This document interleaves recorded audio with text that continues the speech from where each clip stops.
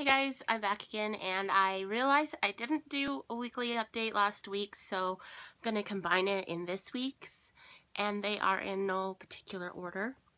I finally got around to pushing myself to read Gone Girl, just to find out what exactly all the hype was. I had to wait a while just to wait for some of it to calm down, all the talk to calm down before I got into it, and I actually really enjoyed it. I didn't give it 5 stars, but I did find it very interesting, and I listened to the audiobook, and the audiobook was well done. The only thing that I found weird about the book was that I actually didn't like any of the characters. It's the first book that I have read that I can remember that I just had no interest in any of them. I didn't want to find out more about them. I just, it was interesting. It was a great story in itself, but I found that other rather interesting, that I just didn't like anybody. So, so I finally got around to reading that, and so now I can not get spoiled for it, which I'm surprised I haven't been yet. Another audiobook that I just started is One Kick by Chelsea Cain.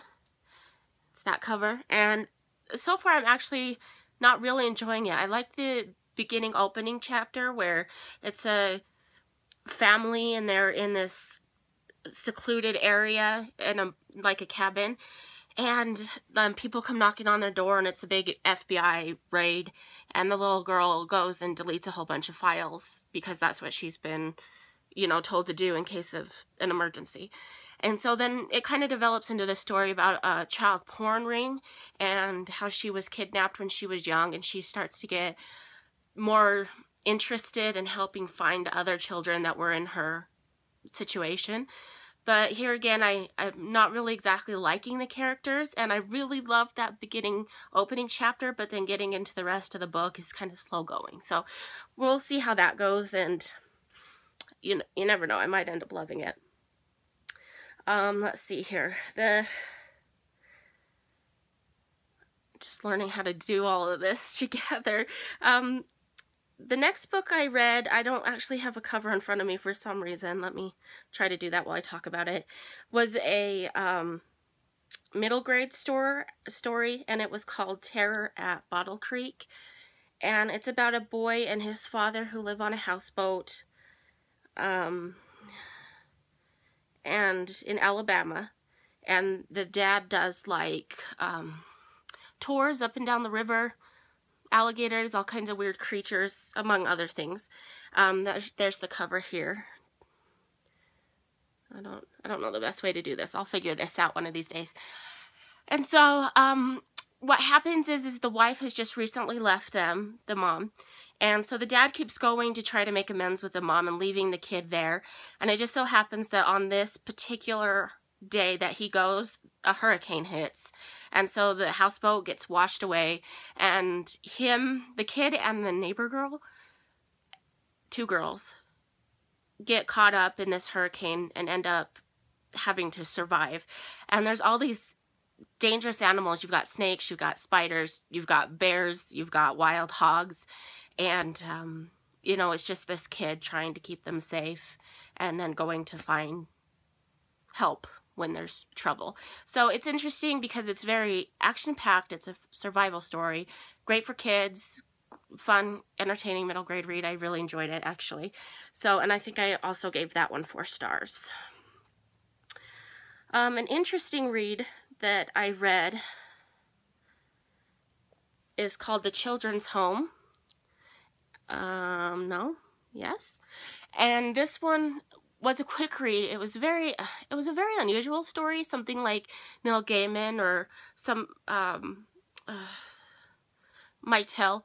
It's about a disfigured man who lives in a mansion. He's the heir of a big company, and he lives alone in a mansion. And then as the story progresses, we find out how he became disfigured and why he lives alone. He's a hermit.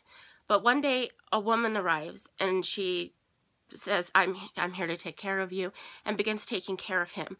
And he gets to, be comfortable with her around. But then all of a sudden, just one at a time, children begin appearing at the mansion.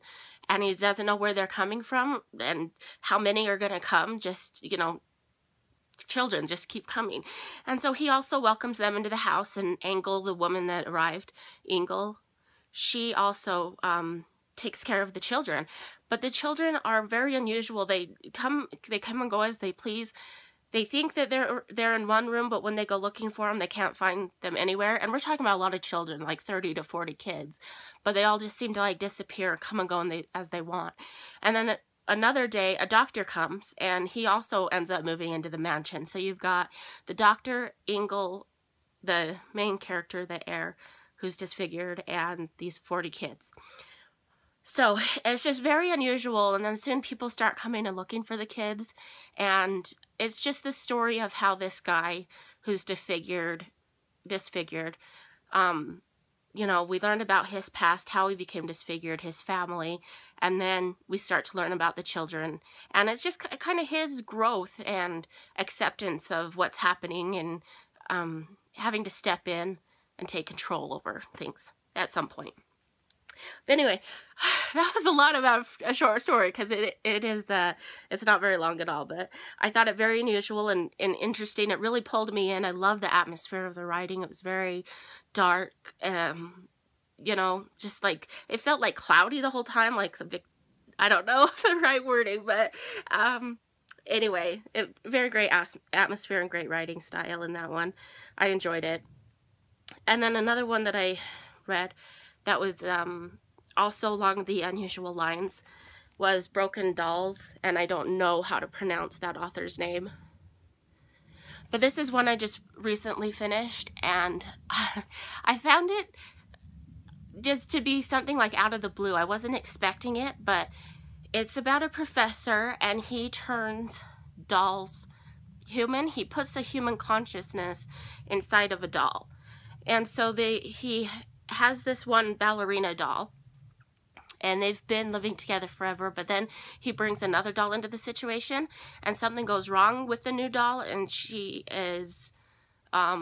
remembers part of her past, which you're not supposed to do, not supposed to happen in the dolls, and she starts causing trouble all over the house and sneaking through mouse holes and trying to find the lab that the professor works in and figure out what is behind the secret, and then eventually the professor's granddaughter's brought into the story, and she makes friends with the ballerina doll. And then it goes into this, like, dark, creepy, fun story. I mean, it's dark and creepy, not like in an adult horror way, but more in a middle grade, young adult storyline. So I can't even get my thoughts together today. So anyway, I really enjoyed it. I thought it was a great, at the ending, I thought everything tied together really well, and it gave you a lot to think about. And so sorry, I just rushed through that so fast. I don't know why. Just so excited to talk about some of these books that I've been reading. I'm still trying to read Illuminae, which is I haven't really grown to love it yet. It's the story that's told in different ways, like reports and video surveillance and internet conversations between people. It takes place in outer space on spaceships, and there's been a disaster where they had to be evacuated from the planet they were living on, so now they're living on ships trying to communicate with each other. And you know, I don't feel like there's a lot of depth to this story.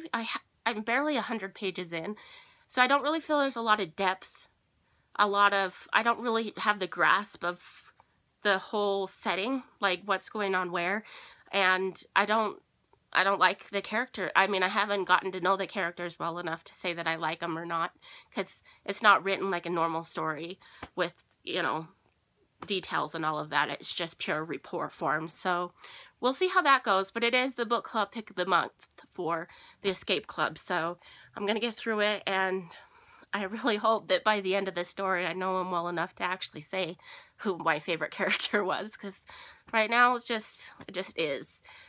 So, sorry I rushed through this one, and thank you for stopping by, and I'm sure I'll have another video up soon. Thanks, bye.